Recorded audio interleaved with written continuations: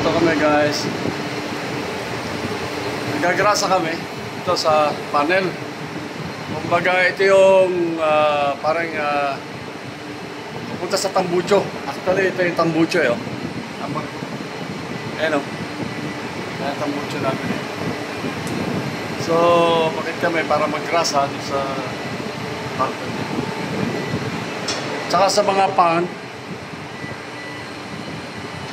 mga exhaust fan, lahat ng mga greasing point pwedeng grasahan, ginagrasahan namin. Ito, maintenance to, weekly, para maganda yung maintenance ng oil damper.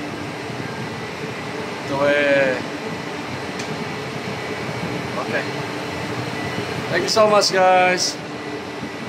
So ito, medyo malalim to. Mataas, sa hagdan. So yan. Iniingatan natin, baka mabaksak ang cellphone ko.